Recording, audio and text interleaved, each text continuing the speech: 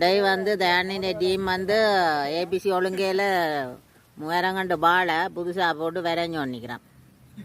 கப்பலடி கப்பலடி வந்து மற்ற வாழையிலும் இல்லை, வாழை மாதிரி இல்லை. இது வந்து 12 அடி கொண்டு போடணும்.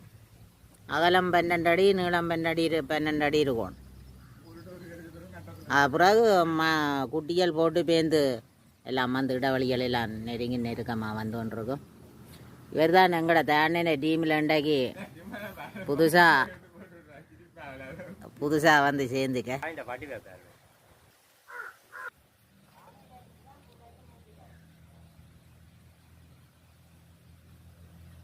இப்படி 12 அடிக்கு ஒரு வாழையை போட்டுட்டு வாழைக்கு வந்து துணைப்பயிரோடும் வைக்கலாம். என்னன்னு சொன்னால் இந்த ஊடுகளுக்கு பூசணி வைக்கலாம். நிலப்பயிரோல் அது நிலத்திலே படர்ந்து போகும். இப்போ வந்து ஒரு லைனுக்கு நட்டால் அடுத்த லைனுக்கு நடக்கூடாது. ஏன்னு சொன்னால் அந்த லைனுக்கு பூசணி கொடி படல்.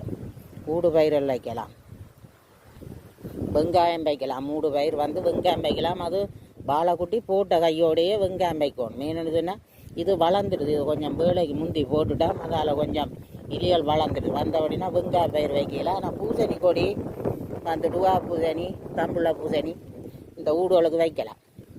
அப்படி சொன்னால் அந்த குளுமையில் பூசணியும் வந்துடும், வாழையும் வந்துருக்கும்.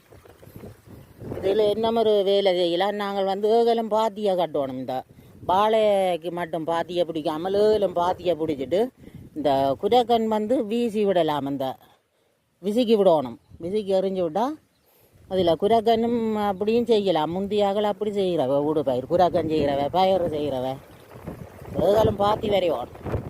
வரைஞ்சு அப்படி செய்யலாம். இது வந்து இணல் போடுற குறைவு தானே, இன்னும் பெருசாக சடைக்கையில் தானே வந்துடும்.